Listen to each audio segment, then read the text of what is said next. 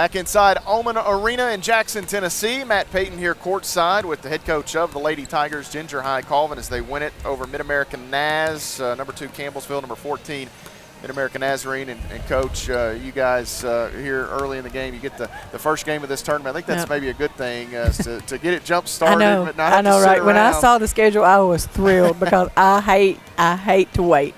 And I thought, man, now we get that over and just get to sit and watch games, not worry about your game. And so, yeah, whoever did that, thank you so much. I was thrilled with it.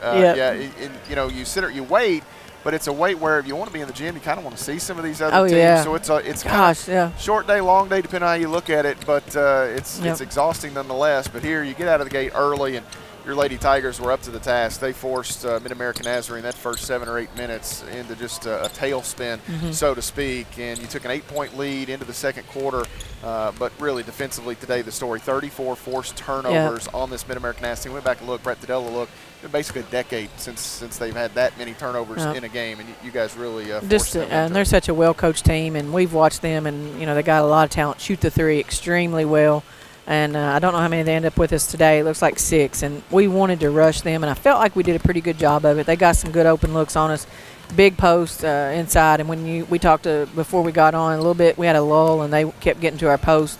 A lot of that came because we didn't have very good pressure up top, and we're trying to ask Courtney or whoever's in there at the time. Caitlin and Courtney are usually the bottom two, and we're asking them to get in there and guard. And so it's it's a work in progress for us for sure. But we've to say I'm pleased is an understatement to come out and get a win against that good of a team. You guys were paced offensively today by Sammy Rogers, a new career high 20 points, and it's been a work in progress with Sammy trying to chip away at whatever it is that she's got to let loose of. But today she come off the bench and she got hot, hit 3-point field goals for you guys, and really did a lot of the heavy lifting offensively. I think she was 3 for 3 at the half, and that helped us so much just to get in a rhythm. And I look up, not to take away from Sammy, because Sammy's so long and she does so much for us, and she's getting a little bit more comfortable, I think, and just having her out there is outstanding. But I look at a stat, Lexi Lake 6, she hit 2 threes, but they couldn't have been timed better because we had a lull, and we went through that lull and she hit back-to-back threes, and I feel like boosted us just a little bit. That came early. You guys, I think it was maybe a 50-38 game or so right there, and she hit those and kind of spread it back out of the halftime intermission. Some of that energy that Coach was mentioning. Savannah Gregory was 16 today, and Caitlin Hall chipped in 9 assists. Courtney Pritchett with 13 points, Coach. But we talked about the turnovers, 43 points off the turnovers. More than half your points today coming off the turnovers. What was it that you were able to do defensively? Obviously the pressure and the different things, but your guys were able to get out in transition as well. I think we're just a pressing team. You have to kind of evolve with the people that you have on your team, and that's what we are. Savannah Gregory's motor just runs hot all the time, and she's a kid that just likes to get out and go, and we've got some kids that complement her really well on the wings, and so it's we play well when we can get out and press, and their guard's really good, and they come down and shoot the three so well.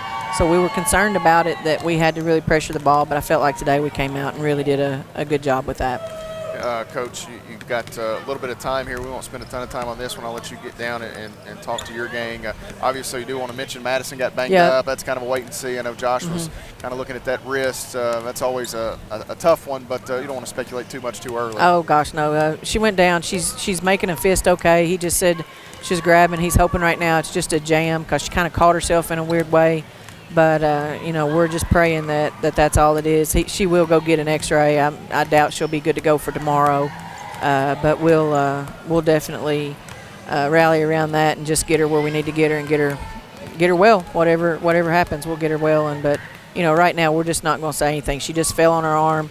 She told me she felt like she's okay. She just jammed it. And, you're the person that knows, so that's what we're going to go with. And most of the time, especially you hear that a lot with knee injuries, it seems like the most. So I heard a pop or this or that. So a lot of times, kind of your own body better than anybody else or whatever they can tell you. You get the quick turnaround. This is an interesting one for you. You get to sit back and watch Westmont, who you see tomorrow. Shawnee, obviously your main focus will be on Westmont, right, for sure, for tomorrow. But Shawnee State, a team that you're going to see at least a couple of times in the Mid-South Conference schedule as well. So this is an interesting one for you guys to sit back and get the It is, and it's out big on. for our conference. Yeah. It's big for our conference as well because we're, us as with Shawnee, we're playing 2 ranked teams, and, we need the Mid-South to come down and make a good showing. I feel like this is going to be a really, really up and down game for Shawnee. That, their style is they just get it up and down the floor. Westmont's more of a set, kind of slow it down. So whoever wins the momentum battle today, I think will win this one. But it's good just to be able to watch, and we'll just focus on Westmont today. There's a long time before